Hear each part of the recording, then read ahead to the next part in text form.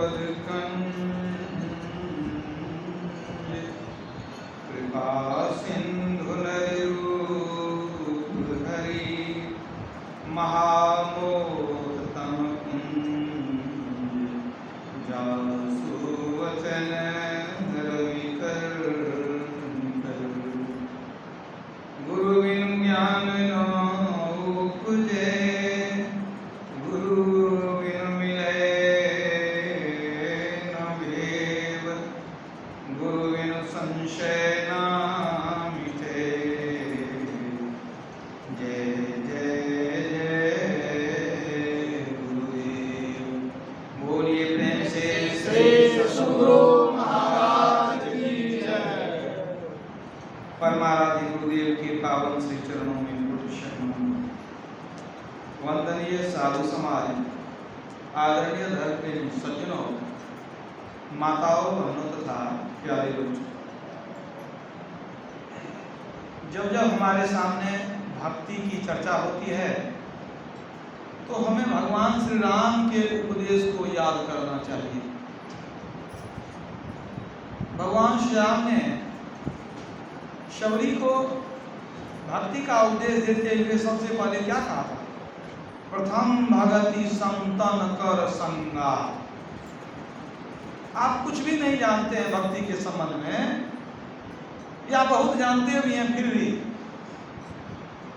आपको संतों का संग करना चाहिए। आप कल्पना कीजिए, भगवान राम मर्यादा पुरुषोत्तम, वही परमात्मा जो युग युग में एक बार अवतार लेते हैं। तो त्रेता युग में भगवान श्री राम अवतार लिए, और ऐसे बड़े परमात्मा के अवतार को क्या कहते हैं कि भक्ति करनी हो तो संत के शरण में जाओ। एक परमात्मा अलग हैं, 33 कोटि देवता अलग हैं, और सबको छोड़ करके भगवान कहते नहीं, संत के शरण में जाओ। कोई तो कारण होगा। संत इसीलिए संसार में आते हैं, किस लिए? हमें जीवन जीने की कला सिखलाते हैं, जीवन जीने की कला सिखलाते हैं। ये मानव शरीर जो है क्या है, समझिए कि एक चौराहा पर हम खड़े हैं। जीव एक चौराहा पर खड़ा है, वो किधर भी जा सकता है। अन्य जीव को एक ही तरफ रास्ता, वो चलते रहेगा। लेकिन मनुष्य के लिए ये मनुष्य जीवन जो है एक चौराहा की तरफ है। इस मनुष्य शरीर से आप चाहें तो स्वर्ग में जा सकते हैं, आप चाहें नरक में जा सकते हैं, आप चाहें मोक्ष में जा सकते हैं, आप चाहें दोबारा मनुष्य भी शरीर को पा सकते हैं। चौराहा हो गया ना, आप किधर जाना चाहे जा सकते हैं। तो आपको अगर कोई बताने वाला न मिले, समझाने वाला न मिले, तो आप किधर जाएंगे? आप किधर जाते जाते जाते जीवन समाप्त हो जाएगा, लगेगा गलत रास्ता में चले आए। या मान लीजिए कि आप 50 वर्ष के आयु तक एक रास्ता पर चलते चले गए, बाद में पता चला रास्ता गड़बड़ हो गया, तो परिश्रम बेकार, समय बेकार, शरीर बेकार। अब तब अंत में होश में आए। कहते हैं कि सब कुछ लुटा के होश में आया तो क्या किया? अब दिन में अगर चिराग जलाया तो क्या किया? सब कुछ लूट ही गया, समय बर्बाद हो गया। अब आप लौट करके आएंगे घर से, अब तब पूछेंगे कि अब किधर चले हम?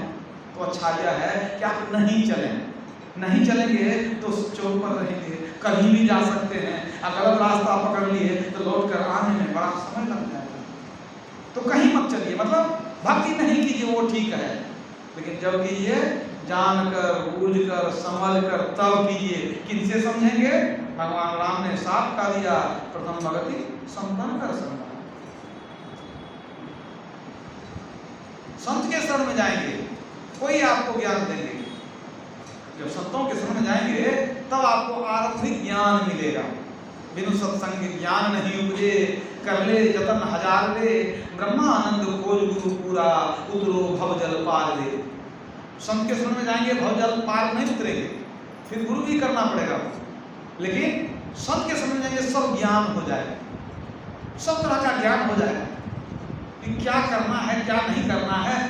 और तब जब निर्णय हो जाए कि नहीं, हमको मोक्ष में जाना है, स्वर्ग नहीं जाना, मोक्ष में नहीं जाना, स्वर्ग नहीं जाना, नरक नहीं जाना, मनुष्य शरीर पाकर क्या करेंगे, क्यों ना मोक्ष के लिए कोशिश करें, तब आपको गुरु की जरूरत होगी। तब फिर से मोक्ष के रास्ते पर चलने का तरीका बताने वाला जो कोई भेदी होगा वही गुरु होगा। तो सबसे पहले संत के तरफ जाएंगे। मैंने क्या कहा, संत जीवन जीने की कला सिखलाते हैं। क्या सब सिखलाते हैं? वो कहते हैं कि संसार के भोगों में आसक्त मत हो, संसार के सुखों में लिप्त मत हो, क्योंकि सुख भी एक बंधन है। पाप और पुण्य है ना, तो पाप तो बंधन का कारण है ही, पुण्य भी बंधन का कारण है। उसमें भी आसक्ति मत रखो, संसार के भोगों में आसक्ति मत रखो, ये जीवन जीने की कला नहीं है। संत लोग बतलाते हैं कि जीवन का उद्देश्य है मोक्ष में जाना, और उसके लिए संसार के भोगों से उपराम होना पड़ता है। जो संसार के भोगों में बहुत आसक्त है वह ईश्वर को नहीं पा सकता, मोक्ष में नहीं जा सकता। उदाहरण देख लीजिए, जिन लोगों ने मोक्ष को पाया वे संसार से उदासीन हो गए, और जिन्होंने संसार में अपनी आसक्ति रखी वो आवागमन के चक्र में भटकते रह गए, नरक की आग में जलते रह गए। गुरु महाराज ने क्या कहा, अनासक्त जग में रहो भाई, दमन करो इंद्रिय दुखदाई। ये इंद्रियां तुमको भोगों में ले जाती हैं, बाद में तुमको रोना पड़ता है, तो इंद्रियों को रोको, इंद्रियों को भागने नहीं दो, और क्या करो, अनासक्त जग में रहो भाई। संसार में बहुत कुछ है, उधर आसक्ति मत रखो, कर्तव्य का पालन कर लो, लेकिन उसमें आसक्त मत हो जाओ, उसी में डूबो मत जाओ। चंद्रदास जी महाराज की शिष्या हुई सहजो आई, उन्होंने कहा, सहजो जग में यों रहो ज्यों जिभ्या मुख माही, घीव घड़ा भोजन करे तो भी चिकनी नाही। ये जीभ कैसी है, तेल घी सब बहुत भोजन करते हैं, फिर भी जीभ चिकनी नहीं रहती है, उसकी चिकनाई खत्म। उसी तरह संसार में काम कर लिए और आसक्त नहीं हुए। दुनिया में रहता हूँ तलबगार नहीं हूँ, बाजार से निकला हूँ खरीदार नहीं हूँ। बहुत कुछ है संसार में, कितना बटोरेंगे आप। गए लेकर न कुछ भी, वो जो दुनिया के माली थे, सिकंदर जब चला दुनिया से दोनों हाथ खाली थे। ये मनुष्य शरीर मोक्ष पाने के लिए मिला, स्वर्ग जाने के लिए नहीं। स्वर्ग कैसे जाते हैं, शुभ कर्म करते हैं तब आप कहेंगे क्या शुभ कर्म छोड़ दें स्वर्ग नहीं जाएंगे? नहीं, शुभ कर्म को छोड़े नहीं, शुभ कर्म के फल में आसक्ति न रखें। शुभ कर्तव्य कर्म है, वो शुभ कर्म है, कर्तव्य करें, लेकिन उसके फल में आसक्ति नहीं रखें कि एक दिन हम स्वर्ग जाएंगे, बहुत आनंद मिलेगा, अप्सराएं नाचती होगी और रंग बिरंग के वहाँ फूल खिले होंगे और देश देशांतर घूमते रहेंगे, इंद्रियों का बहुत भोग करेंगे। स्वर्ग में भी इंद्रियों का भोग ही है। अगर आप भोग में लगे हैं तो याद रखिए मोक्ष से आप दूर हो रहे हैं। महोपनिषद में कहा गया, भोगेच्छा मात्र को बंधन तब त्याग मोक्ष उच्यते। भोग की इच्छा होना ही बंधन है, और भोग की इच्छा को त्याग देना ही मोक्ष है। यूं तो मोक्ष मिलेंगे ईश्वर की प्राप्ति के बाद, लेकिन ईश्वर कैसे मिलेंगे? भोग की इच्छा त्यागेंगे तब योग की इच्छा होगी, योग की इच्छा होगी तो प्रभु मिलेंगे, प्रभु मिलेंगे, मोक्ष होगी। भोगेच्छा मात्र को बंधन तब त्याग मोक्ष उच्यते। तो भोग में जो लिप्त है, संसार के सुख में जो लिप्त है, तो वो आवागमन में घूमते रहेंगे। इसलिए सारे संत कहते हैं संसार से प्रेम मत करो। गुरु महाराज ने क्या कहा, जनी लिपटोरे प्यारे जग परदेसवा सुख कछुआ नहीं। जिससे बहुत लिपटते हो सब छूट जाने वाला है। प्रेम तो उससे करो जिसका प्रेम कभी छूटे ही नहीं, कभी नहीं छूटे। वह कैसे होगा? हम जिससे प्रेम करते हैं वह क्षणभंगुर है, नहीं रहने वाला है। उससे मिलने वाला सुख भी क्षणभंगुर होता है। हम उससे प्रेम करें जो कभी नाश ही न हो, तो जो उसमें सुख मिलेगा वह अविनाशी सुख मिलेगा। वो नहीं नाश होने वाला क्या है? वह एकमात्र परमात्मा है जो सदा रहते हैं। इसलिए तुलसीदास जी भी कहते हैं, जगते रहु 36 होय राम चरण 6 तुलसी देख विचार यह है यह मतो प्रवीण। तुलसीदास जी कहते हैं कि परमात्मा राम से तेरा संबंध कैसा हो, संसार से तेरा संबंध कैसा हो, उसको समझ लो। जगते रहु 36 होय, संसार से तेरा संबंध 36 के तरह होना चाहिए। हिंदी में आप 36 लिख के देखिए, 3 इधर घुमा हुआ है तो 6 इधर घुमा हुआ है, दोनों का चेहरा नहीं मिल रहा है। मतलब 36 का आंकड़ा मतलब क्या होता है? प्रेम न होना, तालमेल न होना।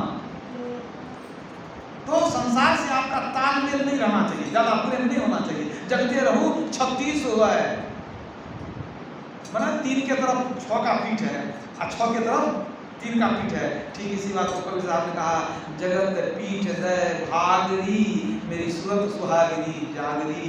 ऐ सूरत जग जाओ, जब तक हम संसार की तरफ चेहरा दिए हुए हैं तो जगे हुए नहीं, सोए हुए हैं। मोह निशा सब सोवनिहारा, अब संसार से हम पीठ दे दिए तो जगत पीठ दय भागरी मेरी सूरत सुहागिनी जागरी।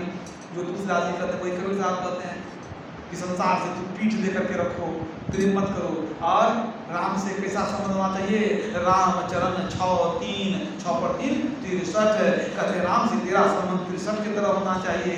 हिंदी में आप 63 लिख के देखिए, 6 देख रहा है 3 को, 3 देख रहा है 6, दोनों एक दूसरे को देख रहा है। मतलब अगर आप प्रभु को देखते रहेंगे तो प्रभु भी आपको देखेंगे। यही प्रेम की परिभाषा है। कबीर साहब ने कह दिया इसी बात को। देखिए एक जगह जो तुलसीदास जी ने कहा कि संसार से पीठ दे करके रखो, वही कबीर साहब ने कह दिया जगत पीठ दे भागरी। अब जो तुलसीदास जी कहते हैं कि राम से तेरा प्रेम होना चाहिए, संबंध होना चाहिए 6 पर 3 63 के तरह, मैंने आमने सामने 6 के सामने 3 3 के सामने 6। तो कबीर साहब क्या कहते हैं, प्रेम खिलनवा यही विषेक, अब मैं तो ही देखूं तू मोही देख। क्या अंतर हुआ? लोग कहते हैं कबीर साहब निर्गुणिया संत हैं, तुलसीदास जी सगुनिया संत हैं, और दोनों की वाणी एक ही है। दोनों सगुनिया संत हैं, दोनों निर्गुणिया संत हैं। क्योंकि संत तभी लोग होते हैं जब निर्गुण सगुण दोनों के पार में पहुंच जाएं। तो पहले सगुण की भक्ति होती है, फिर निर्गुण की भक्ति होती है, तब दोनों से परे परमात्मा के शरण में जाते हैं, तब मुक्ति होती है। तो सारे संत पहले सगुण भक्ति करते हैं, फिर निर्गुण भक्ति करते हैं, निश्चित जानिए। तो संतों ने क्या कहा, जगते रहो 36 संसार से विशेष प्रेम मत करो।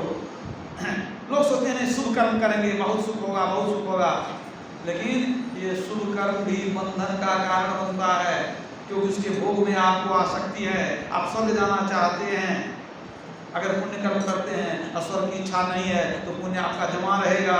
वो पुण्य कहाँ ले जाएगा, सच्चे संत से मिला देगा आपको। बिना पुण्य के संत नहीं मिलते। आपको पुण्य जमा हो गया, स्वर्ग जाने की इच्छा, स्वर्ग चले गए, पुण्य वहाँ समाप्त हो गया। अगर मान लीजिए स्वर्ग जाने की इच्छा नहीं रही, पुण्य जमा होते गया, शरीर समाप्त हो गया, तो पुण्य तो बचा हुआ है ना। तो इस जन्म में नहीं तो अगले जन्म में क्या होगा, उसी पुण्य से आपको संत मिलेंगे। पुण्य पुंज बिनु मिलहि न संता, असत संगति संस्कृति करंता। भगवान का मिलना आसान है, संत का मिलना कठिन है, याद रखिएगा।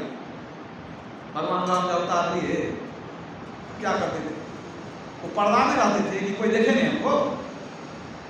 जितना पापी पुण्य आत्मा जन्म लिया सब दर्शन कर लिया, लेकिन संत का दर्शन दुर्लभ है।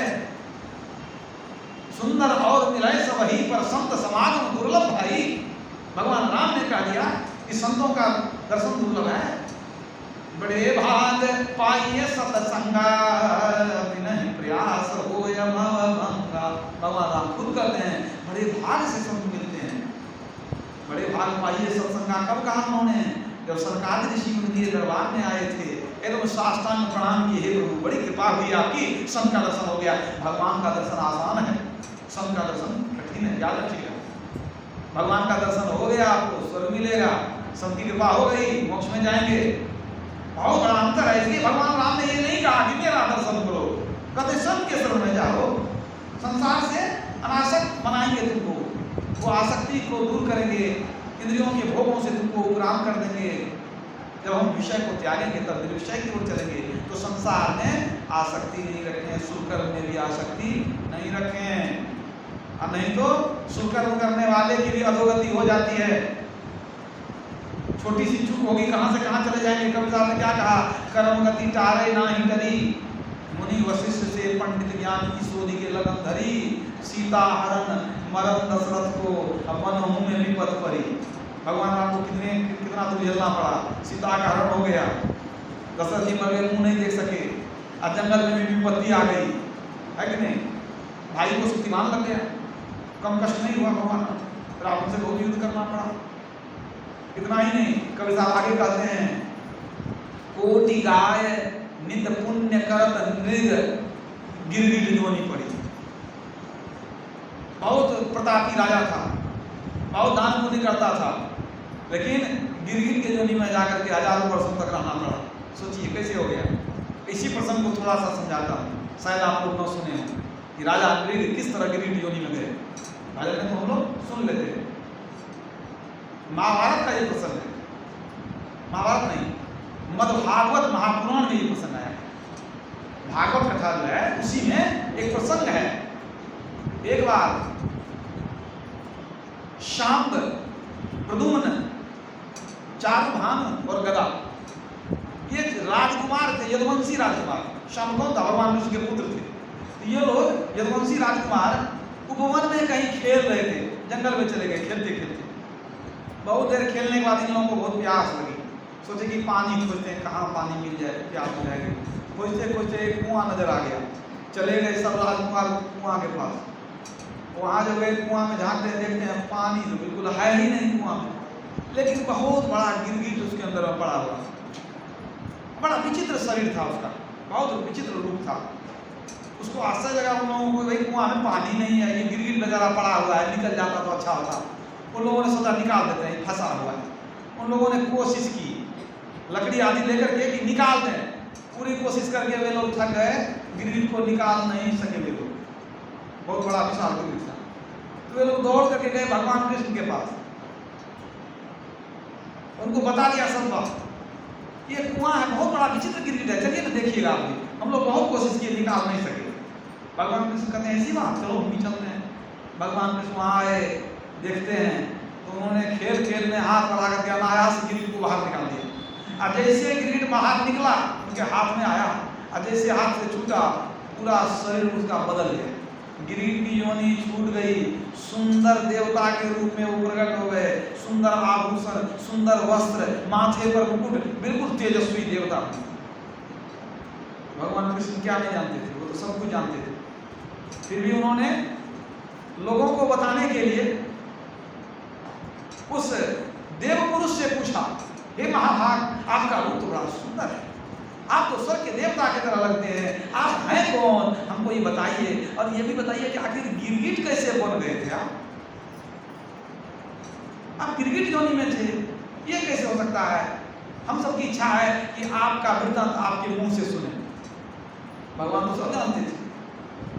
वो जो देवता सामने खड़ा था, अब वो सुनाने लगा, देव रूप शरीर। उन्होंने कहा, प्रभु आप क्या नहीं जानते हैं, फिर भी मेरे मुंह से सुनना चाहते हैं, मैं बतलाता हूँ।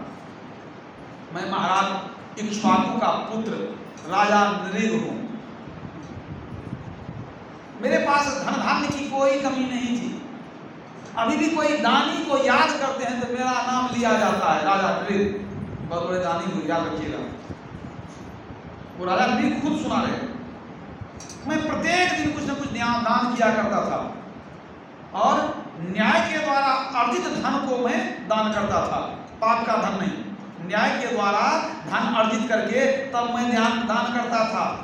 हे प्रभु, मैंने क्या क्या दान नहीं किया, हाथी घोड़े, सोने चांदी, जमीन, गृह, रथ, वस्त्र, आभूषण, मैंने सब कुछ दान दिया, मैं देता ही रहता था।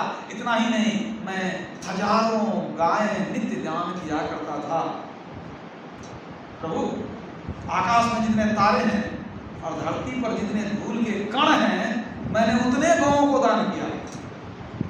और मैं जब दान किया करता था तो यूं ही नहीं, स्वस्थ, दुधारू, कपिला, अच्छी गाय, बछड़ा सहित, और उन गायों के सींग में मैं सोना मढ़ता था, उसके खुर में चांदी मढ़ता था, उसके शरीर को अच्छे वस्त्रों से सुसज्जित करता था, तब वह सुंदर दुधारू गाय मैं दान किया करता था। इसी दान के क्रम में एक बार मैंने एक ब्राह्मण को एक गाय दान किया, और प्रसन्न होकर वो गाय ले गया। लेकिन संयोगवश एक दिन गाय उसके यहाँ से भाग गई, रस्सी खुल गई होगी, वो वहां से भाग गई, और गाय घूम करके मेरे गायों के झुंड में आकर मिल गई। वो बेचारा ब्राह्मण गाय को खोजता रह गया, क्योंकि वो गाय को पाकर बड़ा प्रसन्न था, बहुत दुधारू गाय थी, उसके बच्चे लोग दूध पीते थे, गरीब ब्राह्मण था वो। अब वो गाय जब मेरे झुंड में आ गई, मैं जब दोबारा गाय को दान करने लगा तो एक ब्राह्मण आया, मैंने उसको वही गाय दान कर दिया। और जब वह दान किया हुआ गाय लेकर के जाने लगा, संयोग से उसी रास्ते से जा रहा था जहाँ पहले ब्राह्मण का घर था। उसने देखा तो गाय को पहचान लिया, उसने गाय को पकड़ लिया, ये मेरी गाय है। उसने कहा नहीं मेरी गाय है। पहले ब्राह्मण ने कहा राजा मृग ने मुझे दान में दिया है इतना सुंदर गाय, तुम हमारी गाय चुरा कर ले गए, तुम चोर हो। तो दूसरे ने कहा नहीं तुमको राजा ने नहीं दिया है, राजा ने मुझको दिया है। और दोनों में बखेड़ा झंझट शुरू हो गई, लड़ाई झगड़ा शुरू हो गया। गांव में भी लोगों ने समस्या का समाधान करना चाहा पर समाधान नहीं हुआ। सबने कहा चले जाओ उसी राजा के पास। एक ही गाय को 2 ब्राह्मण पकड़ कर ले आया और मेरे पास वो समस्या को रखा। मैंने पहले ब्राह्मण को कहा एक काम कीजिए, इससे भी अच्छी गाय दूसरी मिल जाएगी। कहा नहीं हमको अच्छी गाय नहीं चाहिए, यही गाय चाहिए। कहा एक ने अनेक गाय दे दूंगा। कहा मुझे नहीं चाहिए, यही गाय मैं लूंगा। दूसरे ब्राह्मण को मैंने समझाया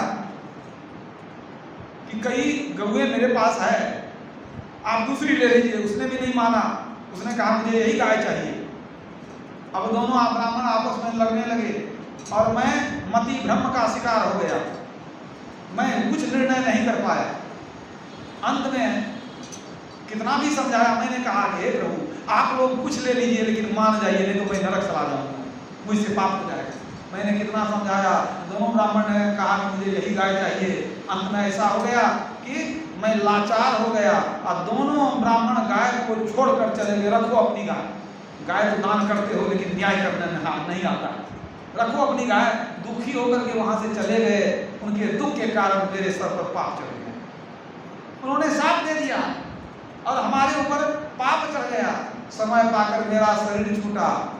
मैं पुण्यात्मा धर्मात्मा धरती पर मैंने बहुत पुण्य कर्म किए, यहाँ तक कि मैंने कुएं तालाब आदि मंदिर भी बहुत बनवा। मैंने जीवन में शुभ कर्म ही किया सदैव, लेकिन शरीर छूटा। यमदूत मुझे यमपुरी ले गया, धर्मराज के सामने उपस्थित किया। धर्मराज ने मेरा लेखा जोखा देखा। उन्होंने कहा तुम बहुत धर्मात्मा, अब तुम ये बताओ, तेरे वैसे तो मैं पूछता नहीं हूँ कि तुम स्वर्ग जाओगे कि नरक जाओगे कि क्या भोगना चाहोगे, लेकिन तुमने पुण्य कर्म किए हैं। मैं तुमको पूछना चाहता हूँ तुम पाप को पहले भोगोगे या पुण्य को पहले भोगना चाहते हो? मैंने कह दिया कि मैं पहले पाप ही भोग लेना चाहता हूँ। जैसे मैंने कहा पाप भोगना चाहता हूँ, यमराज ने कहा गिर जाओ। मैं वहां से गिर गया और गिरते गिरते गिरते गिरते गिरगिट बन गया। गिरगिट बन करके मैं एक कुएं में पड़ गया और तब से मैं गिरगिट जोनी में दुख पा रहा। बहुत वर्षों से मैं दुख पाया हूँ। प्रभु आपके पवित्र स्पर्श से आज मेरा उद्धार हो गया। आज मेरा ये गिरगिट का शरीर छूट गया, मैं देव रूप में आ गया हूँ। तुरंत विमान आया और वह राजा मृग कहाँ चला गया? फिर स्वर्ग चला गया। बहुत लंबे समय तक गिरगिट जोनी में पड़ा रहा। इसलिए कबीरदास कहते हैं कोटि गाय नित्य पुण्य करत नृग, दान करता था गिरगिट जोनी पड़ी। इतना पुण्यात्मा भी गिरगिट बन गया, क्योंकि कर्म के भोग में उसको आसक्ति थी कि हम कर्म करते हमको इसका फल मिलेगा, सुख मिलेगा। अगर कर्म में आसक्ति नहीं हो, सिर्फ कर्तव्य का बोध हो, वहां भोग की भावना नहीं हो, तब आपको कर्म का बंधन पड़ेगा ही नहीं। कर्म करेंगे और कर्म का बंधन नहीं होगा। क्या रखिए निर्बंधन बंधा रहे, बंधा निर्बंध होए, कर्म करे करता नहीं दास कहा वो सोए।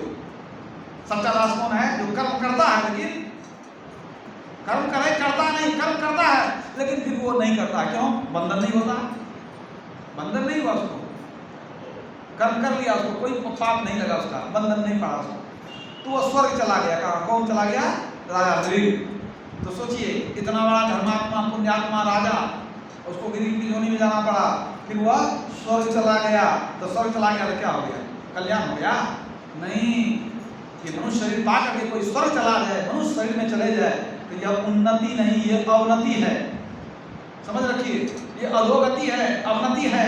क्योंकि हमको पहले से देव दुर्लभ शरीर मिला हुआ है और देवता के रूप में चले जाना हमारी अवनति है हमारे लिए। तब यथा योग्य क्या है, अभिष्ट क्या है? या तो मनुष्य शरीर को प्राप्त करें या हम मोक्ष में जाए, यही हमारा अभिष्ट होना चाहिए। नर्तन दुर्लभ देव को सब कोई कहत पुकार। आपस में संत हुए तुलसी साहब, उन्होंने बड़ा सुंदर कहा, नर्तन दुर्लभ देव को सब कोई कहत पुकार, सब कोई कहत पुकार, देव दे ही नहीं पावे। देवता भी यह दे नहीं मिलता है, उसको नहीं पा सकता। देव दे ही नहीं पावे, ऐसे मूर्ख लोग स्वर्ग की आस लगावे। पुण्य छीन सोई देव, स्वर्ग से नरक में आवे। भरवे चारियु खान, पुण्य कही ताहि रिझावे। तुलसी संत मत तत्व गए, संत मत के तत्व को ग्रहण किया जिसने तुलसीदास ने। तुलसी संत मत तत्व गए, आ स्वर्ग पर करे खखार। नर्तन दुर्लभ देव को सब कोई कहत पुकार। स्वर्ग पर थूक फेंकते हैं, खखार फेंकते हैं, वहाँ जाकर के हमारा पुण्य समाप्त हो जाएगा। कंगाल होकर फिर आएंगे धरती पर। अभी कुछ पुण्य भी जमा है, अभी हम धनी हैं कि कुछ पुण्य किए हैं, वहाँ जाएंगे सारा पुण्य समाप्त, खाली जेब लेकर आ जाएंगे कहाँ, धरती पर। अब फिर से पशु पक्षी बनते रहेंगे। भगवान राम ने भी कह दिया, स्वर्ग स्वल्प अंत दुखदाई। स्वर्ग का सुख थोड़ा है, अंत में दुख होता है। दुख कब होता है? जब स्वर्ग से निकलते हैं, नरक में जाना पड़ेगा, तो दुख कैसे नहीं होगा? जो स्वर्ग में जाते हैं वो नरक भी जाते हैं, वो आवागमन के चक्र में भी घूमते हैं, क्योंकि वहां से कोई रास्ता मोक्ष में नहीं जाता। सिर्फ मनुष्य शरीर के अंदर मुक्ति का मार्ग है, मुक्ति की सीढ़ी है। इसलिए महाराज ने कहा, केवल नर ही तन से मुक्ति को पावहु, याते यातन दुर्लभ मुक्ति कमावहु। दुर्लभ शरीर मिला है, मुक्ति कमा लीजिए। उस भक्ति को जानिए जो आपको मुक्ति में ले जाए। स्वर्ग जाना, मैंने क्या कहा, अधोगति की निशानी है। इसमें भी बड़ा सुंदर एक प्रसंग है, छोटा सा, वो सुनाता हूँ। मुद्गल ऋषि थे, वो तपस्या वगैरह करते थे, बाहरी भक्ति वगैरह बहुत करते थे। इतना तप करते थे कि उनको भी ईश्वर का विमान आ गया। वो ऐसे तपी थे कि 14 दिन तक गिरा हुआ अनाज चुनते थे। अब 15वां दिन उनका भोजन बनाते थे, और 15 दिन पर एक बार ही भोजन करते थे। 14 दिन या 15वां दिन एक दिन भोजन कर लिए। और भोजन करने के पहले भी नियम था कि जो भी भोजन बनेगा, तो जब तक किसी साधु महात्माओं को नहीं खिलाएंगे तब तक भोजन नहीं करेंगे। किसी साधु महात्मा को बुला कर लाते थे, पहले उनको खिलाते थे, तब जो बचता था वही प्रसाद ग्रहण करते। मुद्गल ऋषि इतने बड़े तपस्वी, ये भी तपस्या ही है, तप है। एक बार इसी तरह से 14 दिन तक अनाज चुने, उपवास करते थे 14 दिन। 15वां दिन भोजन बना लिए, खोजने निकले कि कोई साधु महात्मा मिल जाए। खोजते खोजते खोजते बहुत खोजे, खोजते खोजते दुर्वासा मुनि मिले। तो उनको कहते, महाराज जी हमारे कुटिया पधारिए और प्रसाद आज वहीं ग्रहण किया जाए। तो दुर्वासा मुनि प्रसन्न हो गए, कहा चलो। चले आए मुद्गल ऋषि के यहाँ, चले आए, भोजन किए, भोजन करने लगे। बड़ा अच्छा लगा उनको। ये पूछते जाते थे, थोड़ा सा लीजिए, अच्छा दे दो, और लीजिए, दे दो। खाते खाते सब भोजन खा लिए, सब खा लिए। बहुत पसंद हुई, बड़ा अच्छा भोजन बना था। जब पूरा खा लिए, कितने पूरा हो गया, और वहाँ से चले गए। अब मुद्गल ऋषि का तो नियम था, तो 14 दिन जमा करेंगे तो 15वां दिन बनाएंगे। तो बेचारे पानी पी करके रह गए। अब देखिए कि फिर 14 दिन तक अनाज चुने, मैंने खाना पीना बंद।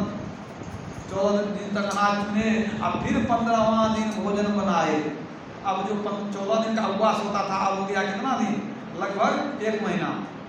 और जब फिर भोजन बनाए, चले खोजने के लिए मुद्गल ऋषि को, कि मुद्गल ऋषि चले किसी महात्मा को खोजने, कोई साधु बाबा मिल जाए। चलते चलते चलते बहुत खोजे, कोई तो मिला नहीं, मिल गए दुर्वासा मुनि, फिर से मिल गए। तो कहते हैं क्या कि महाराज चला जाए भोजन ग्रहण करने के लिए। कहा बहुत अच्छी बात है, बहुत बढ़िया स्वादिष्ट भोजन बनाता है। वो आ गए, फिर भोजन करने लगे, और ये खिलाते जा रहे हैं, वो खाते जा रहे हैं। खाते खाते सारा भोजन खा गए, बहुत प्रसन्न हो गए, बहुत बढ़िया भोजन लगा। वो खा करके चले गए, और ये प्रसन्नता पूर्वक उनको विदा कर दिए। अब ये सोचने लगे अब क्या करें, बस वही बात है, अब फिर 14 दिन का उपवास है। कुछ व्रत तो व्रत होता है, नियमों कैसे भंग करेंगे। वर्षों से नियम का पालन करते आ रहे थे। फिर 14 दिन तक वो अनाज चुने। 15वां दिन चले खोजने के लिए कि कोई तो मिल जाए। अभी देखिए क्या हुआ, अभी तो अब 15 या 45 दिन होने वाला था। फिर जाकर के जब खोजते हैं तो मिल गए, कौन, दुर्वासा मिल गए। कहते हैं कहो बच्चा किधर आया? कहा नहीं, आप ही को खोजने आए थे, आप ही को खोजने आए थे, चला जाए प्रसाद ग्रहण करने के लिए। कहा हाँ चलो चलो। वो आ गए, आ गए, फिर भोजन करना शुरू किए। भोजन करते करते सब भोजन कर लिए। कहा बच्चा तेरा भोजन बड़ा स्वादिष्ट होता है, लगता है प्रभु का प्रसाद खा रहे हैं, मन नहीं भरता है, बड़ा सुंदर भोजन। सब खा करके चले गए। 2 महीना गुजर गए, समझ गए कि नहीं? 2 महीना पूरा हो गया। फिर से जो भोजन चौदह दिन में तैयार किए। अब की जब खोजने के लिए गए कि भाई कोई महात्मा मिल जाए, ज़्यादा नहीं खोजना पड़ा। सामने में दुर्वासा मिल गए। कहते हैं कहो बच्चा कुछ कहना था? कहाँ एकदम कहना था कि आपके बुलाने के लिए तो आए हैं हम, आइए आया जाए। उस दिन भी भोजन करके चले गए, सारा भोजन करके चले गए। अब सोच लीजिए, मतलब अब तीसरा महीना पूरा होने वाला था, समझ लीजिए। एवं प्रकार से 5 बार हो गया। अब छठे बार में फिर से भोजन तैयार किए। 3 महीना पूरा हो गया, निराहार, सिर्फ जल पर थे वो। अब इस बार जब चले खोजने के लिए, जैसे किवाड़ खोलते हैं, किवाड़ खोलते हैं, निर्वासा मुनि वहीं खड़े थे देहरी पर। कहते कहो बच्चा कहाँ पर भूख बढ़ा दिए आपका भूख बढ़ा रहे। वो आए, खोजना नहीं पड़ा, खोजेंगे तब दूसरा कोई मिलेगा तो कौन खाएगा, सामने मिल गए। अब व्रत तो व्रत है, उसके लिए शरीर रहे कि जाए। वो आ करके भोजन जब कराए, भोजन करते करते पूरा भोजन कर लिए। कहा एकदम प्रभु का प्रसाद लग रहा है, छोड़ने का मन नहीं करता है। ये पत्तल में कुछ लगा रह गया है, इसको कैसे छोड़ दें? ये भगवान का प्रसाद हो जाता है, इसको नहीं छोड़ सकते हम। अब क्या करें? पूरा पत्तल जो खाए थे, जूठा पत्तल पूरे देह में लेप लिए। बोले नहीं इसको भी कैसे फेंकेंगे? शरीर में लेप लिए, प्रसाद है शरीर में लेप लिए। और लेप लिए और वहाँ से आशीर्वाद देकर के निकलने लगे। उलट के देखते हैं कि मुद्गल ऋषि का चेहरा कैसा है, देखते हैं वैसे ही प्रसन्न है, उनको कोई दुख नहीं है। देख करके उनका मन गदगद हो गया। अब लौट करके आ गए। कहते मुद्गल, अरे तेरी तपस्या से मैं प्रसन्न हो गया। मैं जानता हूँ कि 3 महीने से तुमने अन्न का एक दाना नहीं खाया, मैं सब जानता हूँ। तुमने अपने व्रत का ऐसा निर्वाह किया, तेरी तपस्या पूर्ण होगी। जाओ मैं तुमको आशीर्वाद देता हूँ, स्वर्ग में ऊंचा स्थान तुमको मिले। सद्गुरु महाराज की जय। तुमने क्षुधा को बस में कर लिया, तुमने भूख पर विजय प्राप्त कर लिया। 3 महीना नहीं खाया, तुमने क्षुधा को, भूख को वश में कर लिया। तुम तो क्षुधा को जीत लिए। इसी तब से तुम स्वर्ग में चले जाओ। जैसे कहे स्वर्ग का विमान उतर गया तुरंत। दुर्वासा मुनि वो जीते जी मोक्ष को प्राप्त थे। स्वर्ग क्या है? उनके चरण के नीचे है। स्वर्ग कहाँ रहता है? संतों के चरण के नीचे स्वर्ग है, कुछ नहीं है स्वर्ग उनके लिए। स्वर्ग के देवता लोग उनकी सेवा करते हैं। लक्ष्मी है संतन की दासी, रज चाहत कैलाश के वासी। जैसे कहे तुरंत देवदूत आ गया, विमान से उतर करके सिर झुका दिया मुद्गल ऋषि के सामने। प्रभु बहुत सुंदर स्थान आपके लिए रिक्त है, चला जाए, आप स्वर्ग को शोभायमान करिए, आपका आसन वहाँ खाली है। मुद्गल ऋषि ने कहा कि ठीक है, बड़ी अच्छी बात है, मैं प्रसन्न हूँ, लेकिन पहले बताओ कि जहाँ जाना है, विद्वानों का कथन है कि जहाँ जाना है वहाँ की अच्छाई बुराई को जान लेना चाहिए। नहीं जाने में चले जाएंगे तो अच्छा नहीं होगा ना। पहले तुम ये बता दो कि स्वर्ग में अच्छाई क्या है, बुराई क्या है, जान लेंगे तब जाएंगे, नहीं तो नहीं जाएंगे। देवदूत ने कहा पहली बार आप मिले हैं कि स्वर्ग जाने के लिए विमान तैयार है, हमसे आप जिरह कर रहे हैं कि वहाँ अच्छा क्या है, बुरा क्या है, बता दो तब जाएंगे, नहीं तो नहीं जाएंगे। ये पहली बार आप मिले हैं। कहा कोई हड़बड़ी नहीं है, हमको बताएगा तो जाएंगे, नहीं तो नहीं जाएंगे। कहा नहीं बताएंगे कि स्वर्ग बहुत सुना है, आप तो सुनते ही होंगे, जानते ही होंगे, आप तो खुद ऋषि हैं। कहने वो जानते तेरे मुंह से सुनेंगे, तेरा तो वहीं ड्यूटी लगा हुआ है ना, तू बताएगा तो हम सुनेंगे। तो उन्होंने बताया कि स्वर्ग में जो है भूख प्यास नहीं लगती, न भूख लगती है न प्यास लगती है, वस्त्र मैले नहीं होते हैं, फूल कुमलाते नहीं हैं, लोग लोकांतर घूमने के लिए विमान रहता है, सेवा के लिए जो है अप्सराएं होती है, सारे सुख मौजूद हैं। क्या कहना, सुखी सुख है, आनंद ही आनंद है, भोगों की कोई कमी नहीं है। चला गया, बहुत विलम्ब हो गया। मुद्गल ऋषि ने कहा बहुत चतुर हो, वहाँ की बड़ाई सुना दिया, वहाँ क्या क्या कमी है सो तो बताया नहीं, पहले ये बताओ। तब बेचारा फंस गया। तो कहता है देवदूत कि महाराज कहा वहाँ दुख है कि नहीं? कहा हम तो है। कहा क्या है बताओ? कहा देखिए जैसा पुण्य करके जीव जाता है ना, वैसा ही स्थान मिलता है। मतलब जैसे यात्री के जेब में जितना पैसा रहेगा उसी अनुपात में वो ट्रेन में चढ़ता है। कोई फर्स्ट क्लास एसी में है, कोई मैंने सेकेंड क्लास एसी में है, और कोई जनरल रिजर्वेशन में है, और कोई बेचारा जनरल बोगी में जाता है कि नहीं? आपके लिए बता रहा हूँ। उसी तरह स्वर्ग में भी अलग अलग व्यवस्था है, जैसा पुण्य वैसी व्यवस्था। किसी का ऊंचा आसन, किसी का नीचा आसन, किसी की अच्छी व्यवस्था, किसी की कम व्यवस्था। मुद्गल ऋषि ने कहा तब तो जिसको कम व्यवस्था मिली है, मतलब जो जनरल बॉगी में लटका हुआ है, तो एसी वाले को देखेगा तो ईर्ष्या होगी कि देखो सो के जा रहा है, हम तो लटके हुए हैं। ईर्ष्या होगी? कहाँ महाराज तो होती है। कहाँ वहाँ ईर्ष्या द्वेष भी है, काम तो है। कहाँ और कोई दुख है, कोई डर और कुछ डर है क्या? कहाँ वो भी है। जब जीव जाता है स्वर्ग में, उसके गले में एक माला डाल दी जाती है। उस माला में उतनी ही पंखुड़ियाँ होती है जितने दिनों तक जीव को रहना है स्वर्ग में। और जैसे जैसे एक एक दिन गुजरता है, एक एक पंखुड़ियाँ सूखती चली जाती है। उस सूखने से पता चलता है कि कितने दिन हमको स्वर्ग में हो गए, और जितनी पंखुड़ियाँ ताजी है उतने दिन और रहना है। मतलब समझे?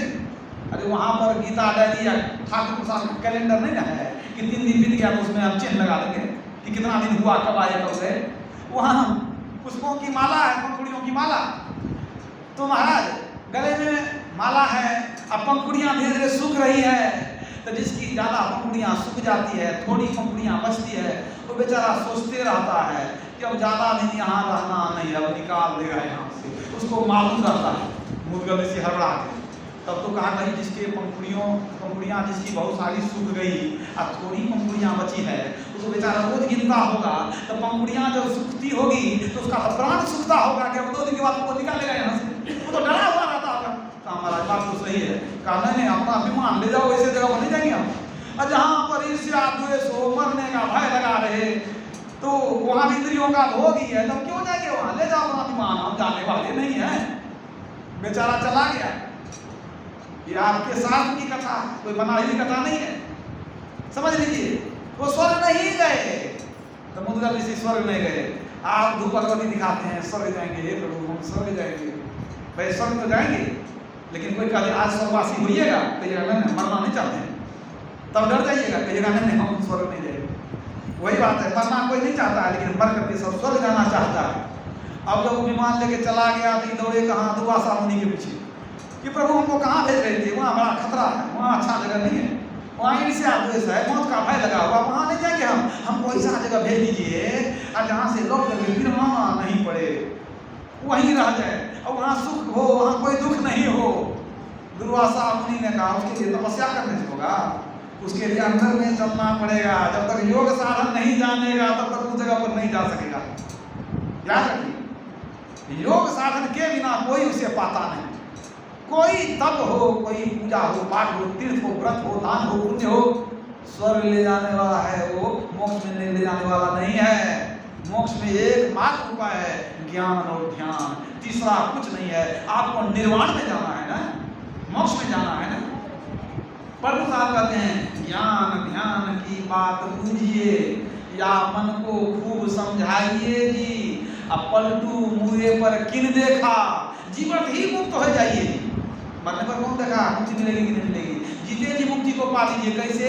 मन को खूब समझाइए। मन आपका भागता है, हाथ में, बाजार में, मकान में, दुकान में, खेत में, खलिहान में, नाती में, पोता में, मन भागते रहता है। मन को समझा के पकड़िए या मन को खूब समझाइए जी। और क्या? ज्ञान ध्यान की बात बूझिए, ज्ञान ध्यान को पकड़िए, सत्संग आके ज्ञान लीजिए, गुरु से फिर ध्यान लीजिए। जब दोनों ले लीजिए तब क्या होगा? निर्वाण में जाइएगा, मोक्ष में जाइएगा। दूसरा कोई उपाय नहीं है। इसलिए भगवान बुद्ध ने भी अपने ग्रंथ में कहा, धम्मपद में पढ़िए, नत्थि ध्यानं अपं यस्य पय्या नत्थि अजायतो यम ही ध्यानं च पय्या च सर्वे निब्बान सन्ति। अर्थात ज्ञान के बिना ध्यान नहीं, ध्यान के बिना ज्ञान नहीं। जो ज्ञान ध्यान दोनों को रखते हैं, दोनों को पकड़ते हैं, वे निर्वाण के समीप हैं। निर्वाण में मोक्ष, जिसे ईसाई धर्म में सल्वेशन कहते हैं, जिसे इस्लाम धर्म में नजात कहा गया है। सबसे ऊंचा पद वही है कि प्रभु को पाकर प्रभु में मिल जाना, फिर नहीं आवना यही देश। मोक्ष में जाना, तो मोक्ष में जाएंगे, कैसे जाएंगे? रास्ता बड़ा महीन है, कौन बताएगा? बिना गुरु के होने वाला नहीं है। इसलिए पहले संत के शरण में जाइए, ज्ञान सीखिए, अब फिर गुरु के शरण में जाइए, अंदर का भेद बताएंगे कैसे ध्यान करें। अज्ञान ध्यान मिल गया तो निर्वाण निश्चित है, और निर्वाण नहीं मिलेगा तो मनुष्य शरीर निश्चित है। याद रखिए, मनुष्य शरीर आपका एकदम आरक्षित है, एकदम आरक्षण हो चुका है।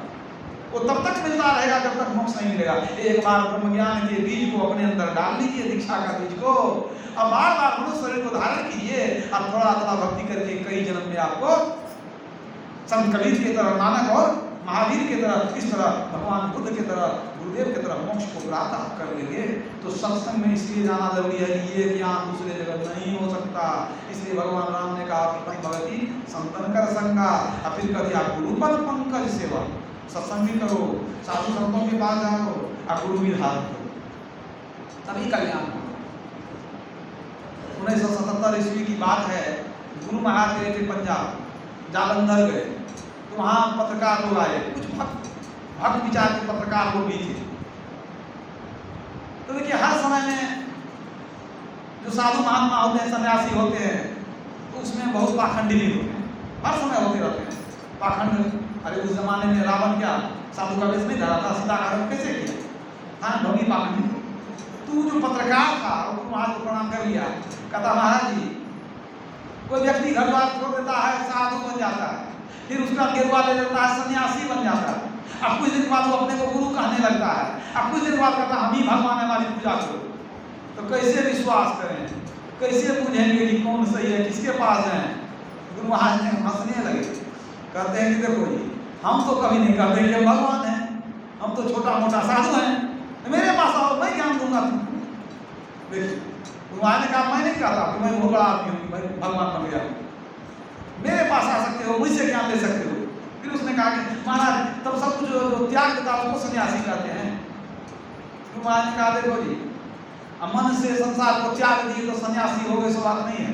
केवल मन से संसार को त्याग देने वाला सन्यासी नहीं होता है, बल्कि सच्चा सन्यासी वह होता है कि मन से संसार को त्याग दे और फिर मन को भी त्याग दे, वो सच्चा सन्यासी होता है। मन को भी त्याग दे। कोई बात संसरी प्रहलाद करते थे, मन को मारो पटक के चूर चूर हो जाए, कोई संतवाणी है? और राजमणि साहब क्या कहते हैं, जिन्होंने मार मन डाला उसी को सूरमा कहना, बड़ा बेरी यह मन घट में इसी का जीतना कठिना। मन को ही जितना कठिन है, अब मन को जो बस में कर लिया, मन को मार दिया, तो वही कहते हैं। गुरुवार ने क्या कहा कि सबको त्याग करके मन को भी त्याग दे। मन त्यागना मतलब क्या है? मन शैतानी नहीं करे, मन प्रभु में लगा रहे, मन शांत हो जाए, यही है मन को मार देना। भगवान कृष्ण ने जब कहा कि अर्जुन तुम युद्ध नहीं करो और मेरा स्मरण नहीं करते हो, तो मन भाग जाता है। मन को वश में करना बड़ा मुश्किल है। चंचलन ही मन कृष्ण प्रमादि भगवद्ग्रहम तस्याहं निग्रहं मन्ये वायोरिव सुदुष्करम। हे केशव, ये मन तो ऐसा है हमको वश देता है, इसको वश में करना वायु को वश में करने के समान कठिन है। कैसे हम मन को वश में करेंगे? तो भगवान कृष्ण ने क्या कहा? अभ्यासेन तु कौन्तेय वैराग्येन च विद्यते। इस मन को वश में करना है तो दो काम करो, अभ्यास करो, वैराग्य रखो। वैराग्य मतलब संसार में आसक्ति मत रखो, अभ्यास करो। अभ्यास क्या करो? ध्यान अभ्यास करो। सतही चातक दृष्टि बनाई हो, लखत लखत छवि बिंदु प्रभु की ज्योति मंडल लहदाई हो। इसी अभ्यास के बारे में भगवान कृष्ण ने फिर अर्जुन को कहा, समंकाय स्रो ग्रीवम धारण नचलं अस्थिरः संप्रेक्षणासि काग्रं स्वयं दिशश्चानव लोकयन्। समंकाय स्रो ग्रीवम, सिर गर्दन मस्तक को सिला करके अचल अस्थिर होकर के बैठो। हे अर्जुन, दसों दिशाओं को देखना छोड़ दो, नासाक में ध्यान करो। ये नासाक ध्यान क्या है? यही है सुषमना ध्यान। इसी को गुरुवार कहते थे दृष्टि योग, बिंदु ध्यान। यहीं से अंदर की यात्रा आरंभ होती है। जो दृष्टि योग में निष्णात हो गया उसके अंदर की यात्रा आरंभ हो गई। ये असली ध्यान है। मतलब मन को वश में कैसे करेंगे? तो ध्यान के द्वारा, जब और ध्यान के द्वारा। और जब हम ज्ञान ध्यान दोनों को पकड़ेंगे तो निश्चित निर्वाण यानी मोक्ष को प्राप्त करेंगे। बोलिए प्रेम से श्री सद्गुरु महाराज की जय।